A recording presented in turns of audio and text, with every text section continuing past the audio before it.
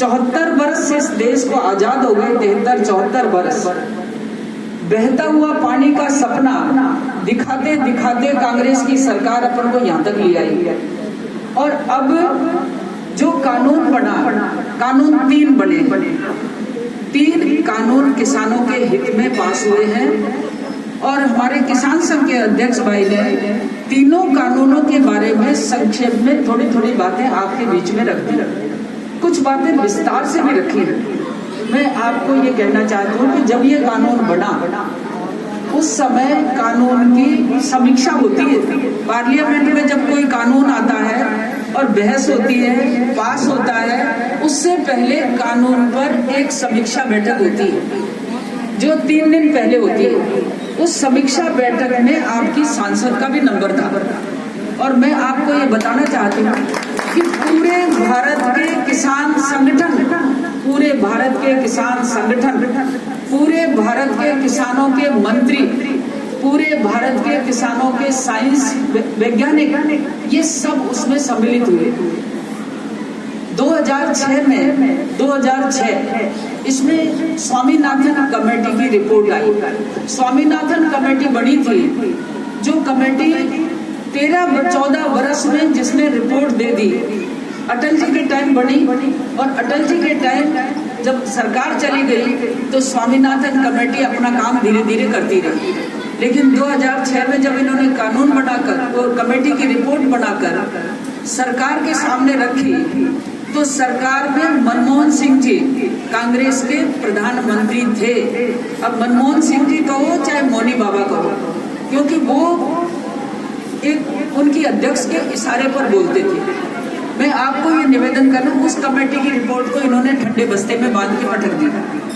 मोदी जी आए, मोदी जी ने इस कमेटी की रिपोर्ट को उठाया और इसकी समीक्षा करने के बाद इसको मंजूरी दे दी। और उस स्वामीनाथन कमेटी की रिपोर्ट के आधार पर ये 3 बिल भारत की सरकार ने पास किए। उस बिल में आप ये देखिए, पहला है कि किसान को आजाद किया। अब तक किसान अपनी पैदावार, जैसा कि भाई साहब ने कहा कि हांडी बनावाड़ो कुमार, हमारा प्रजापति अपनी हांडी की कीमत खुद तय करता है। अभी आप नाइक बाबा की दुकान पे जाओगे, कटिंग का पैसा उसके द्वारा तय किया हुआ है, उसके द्वारा तय किया हुआ है, आपको वो पैसा देना पड़ता है।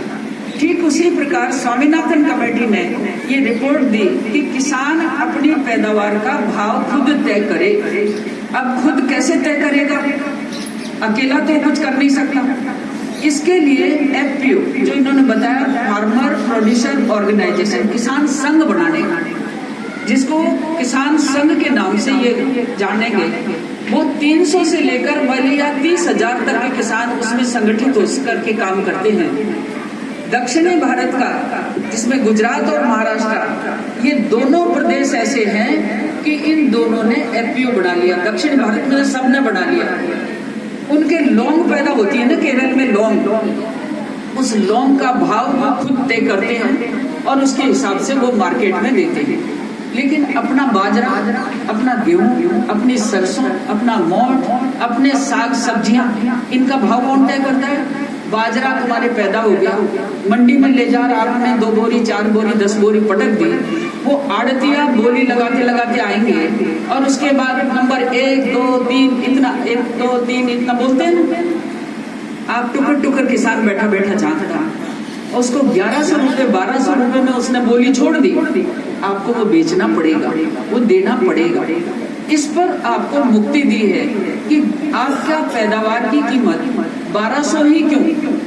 दक्षिण भारत में मैं आपको ये बताना चाहिए, दिल्ली की ले लो, आपको दिल्ली में बाजरा 35 रुपए किलो मिलता है। मैंने चुगा के लिए 5 किलो मंगाया तो 35 रुपए किलो मुझे बाजरा चुगे के लिए दिल्ली में दिया।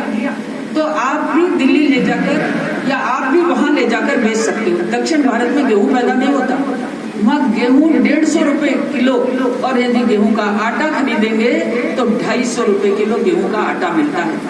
हमारे देश का किसान 16 रुपए में, हमारे प्रदेश का किसान 16 रुपए, ज्यादा से ज्यादा 16-17 रुपए में बेचेगा। और वो 16-17 में भी कोई बोली लग गई मंडी में, बोली जब आपने बोरी ले जाकर पटक दी तो पहले तो छानस में 2 किलो कट गई, 3 किलो कट गई कटे, फिर उसके बाद उसका मंडी टैक्स लगेगा, आड़तिया का आड़त टैक्स लगेगा, मोर जुगा लगेगा, फिर मंडी टैक्स के अलावा किसान कल्याण टैक्स भी लगेगा। आप किसान हैं लेकिन आप ही किसान को कल्याण टैक्स दे ले। 12 तरह के टैक्स आपके पास मंडी में जाने से लगते हैं। अब 12 तरह के टैक्स लगने में आपका 12-15 रुपया चला गया। ऐसी स्थिति में आपको ये छूट दी है कि आप अपना बाजरा, अपना गेहूं, अपनी जिन्स जो भी पैदा करते हैं अपने खेत पे भी बेच सकते हैं, घर में भी बेच सकते हैं, कहीं भी ले जाकर बाजार में बेच सकते हैं। ये छूट आपको दी है।